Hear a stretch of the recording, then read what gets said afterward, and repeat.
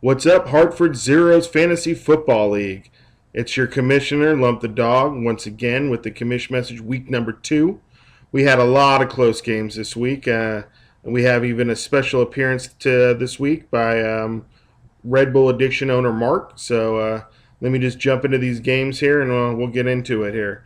So first off, we had the Biz, which is my team, take the win over Tiger's Blood, 153 to 120. Matter of fact, I was the weekly winner, so I definitely get to wear the crown this week. Yada. So I'm going to wear this now. Yeah, so my team was led by Matt Stafford with 35. Miles Austin and VJax, just monster games, 33 and 30 apiece. Led my team. Between those three players, had 98 points and ended up with 153. So the rest of my squad chipped in the extra, 52 points that I needed.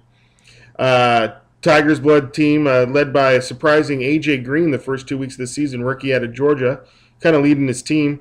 Once again, I got to give props to Tiger's Blood because this guy, 2 weeks in a row with the free agent defensive pickup of the week. Last week was the 49ers, got him 37. This week the Lions D get him 32, but wasn't enough to keep him get him the win. Rivers with 22 as well. Made it close. It was really close there near the end. I remember watching in the fourth quarter. He had A.J. Green and Ben Jarvis Green Ellis get him touchdowns almost at the exact same time, and he cut like it was like a 15-point lead down to 3, or it was a 20-point lead down to 6, something like that.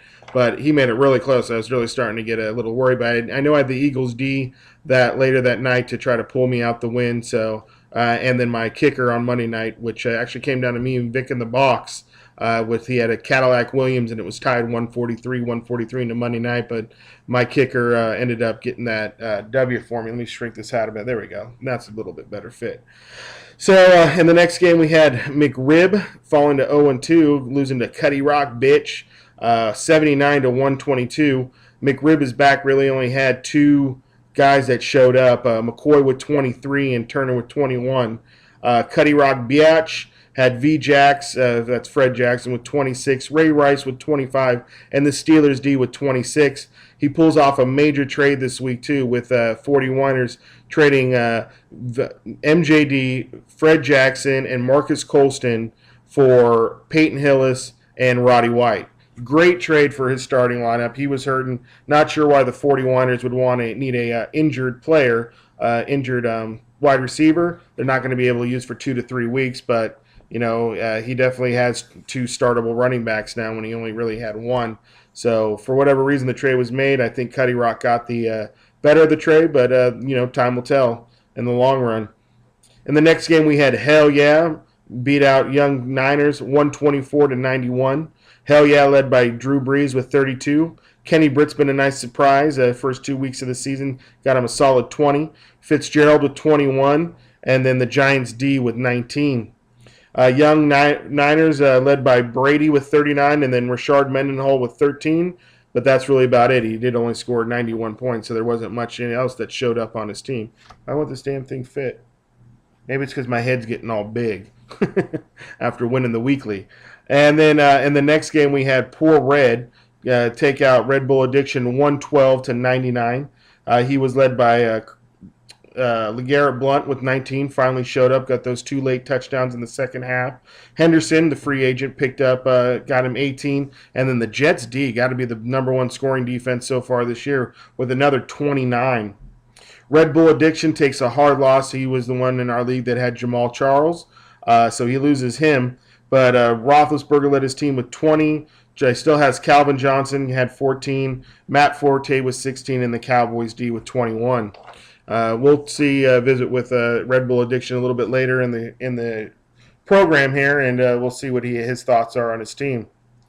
The next game, we had the 40-winers take out Real Deal. It looks like Real Deal, he's just really close to getting his first win. He almost pulled it out this week, but he took the 126 to 118 loss. 40-winers were led by Rogers with 30. Peyton Hillis with 20, but he just traded him, so he's not going to have that anymore. Stevie Johnson with 15, and the Packers D with 20. Real Deal with, again, 118, had Shaw with 27, but led by Adrian Peterson with 27, and Shaw with 23. Gronkowski's been a real big surprise for him with 20, and then Deion Branch with 13. In the last game, we had Romo's Homos take a really tough loss, 124 to Vic in the Box, who scored 146.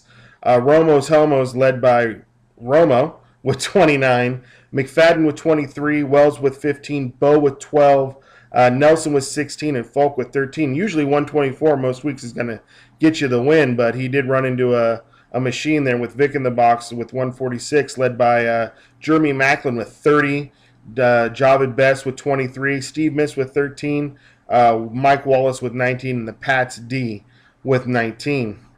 So there are some teams there that have fallen to 0-2. The winner of McRib will get their, and Romo's Homos will get their first win, and that loser is going to go to 0-3, which will be kind of desperate. But I just want to let you know that earlier this week I did visit with Red Bull Addiction owner Mark at work. I did get a chance to interview him, so let's take a look back on what he had to say about his team. Hey, what's going on? It's the Hartford Zeros Fantasy Football League. It's the Commissioner Lump Dog. I'm here with owner's Red Bull Addiction, Mark. How you doing, man? What's up, guys? So decided to get Mark on the Commissioner Message this week as he's 0-2. Just lost his first round pick in Jamal Charles. Why does my head look so much bigger than yours? Let me sit back a bit. And just wanted to get him on here this week and see what he had to say about the league, being 0-2, fighting back from adversity, and his thoughts so far on how the season's going. So obviously the first question is, losing Jamal Charles. That's a big hit. Huge hit to you, and I mean, not like he's been producing though, right, in your lineup. But how are you planning to maybe try to replace his production at least in the short term, if not the long term? All right. Basically, I got some backups. I need to make sure that my backups, McGahee can come through for me. I've been looking also for some trades. I'm looking at MJD, but I guess he got traded away to the Fowlers team. Yes, he got traded. Well, the big trade this week was Peyton Hillis and Roddy White for MJD, Fred Jackson, and Marcus Colston. Why Fowler wants injured wide receivers that aren't coming back for 2 to 3 weeks, I don't know, but definitely like the trade. It's a blockbuster trade. But who are you trying to maybe look to? What are some of the people that maybe you're looking to maybe get to replace? Well, as you guys saw, I picked up Dexter McCluster. I know he's a receiver, but he should pick me up a lot of yards with rushing and passing. Did you not? Receiving? You didn't like Thomas Jones, even though he's the goal line back? Yeah, he's going to get a lot of touches at the goal line, but I just thought that Dexter McCluster gave me the most points. Okay. Right. So I don't know, is still out there? No, Thomas Jones was picked up by Chris Fowler. Okay. So good job there on snagging him, and you were actually first on the waiver wires, so you definitely could have had him. So what else? Anything else that you got going on with your team that you want to let the league know at all? Any trades offers out there, guys on the block? Hey man, I'm just saying, what would CJ do? What would Chris Johnson, or I don't have Chris Johnson, sorry, you just delete that. What would Calvin Johnson do?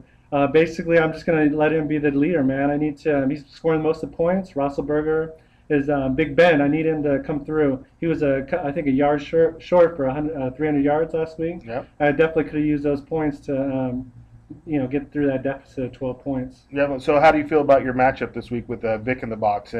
He's got a little injury there with Vic. Don't know if he's going to be playing or not, but how you liking the matchup?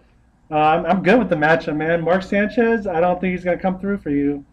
Chris, you need to definitely look at a backup. I don't know how long Vic's going to be out for, but that's your main guy right there. So well, he could still play. So do you like your chances even if Vic is in this week, or? Oh, definitely. I mean, I definitely need to see. I need my receivers to produce. Yeah. I need them to play. So how desperate are you going to get now if you go to 0-3 though?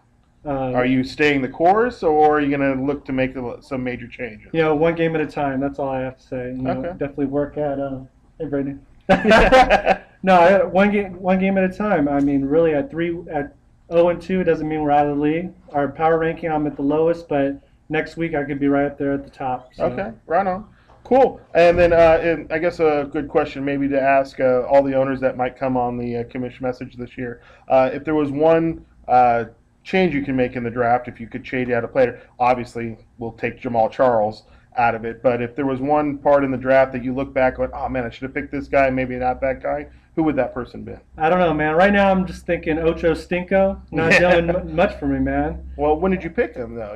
I got him pretty early too. I mean, I got him late, but I could. There's a lot of receivers out there that I think even Kenny Britt I could have picked up. Oh wow, at that time. definitely. So, I mean, you know, I had bad taste in my mouth with Kenny Britt. You know, having him last couple of years, but you know, Ocho Stinko needs to pick it up, man. I think with Hernandez being hurt, he might start producing. Yeah, definitely going to get a lot more looks. So just before we end it here, do you have anything to say to your opponent this week? This is your chance right here. Call him out on video, face to face, so to speak, and let Vic in the box know what you're going to do to him this week. Vic in the box, you need to come through, man. I mean, you don't even have your lineup set, so I need to see what you're doing. All right. Set your lineup, rookie. All right, well... I'm just giving you a heads up. Yeah. Well, I want to thank Red Bull Addiction for coming on. I know anybody there, again, if you want to come on the Commish Message, you know, just send me an email. Saw Mark in the hallway, asked if you'd like to do it, and he was gracious enough to come on. I mean, it's kind of hard to show your face when you're 0-2. Hey, don't worry.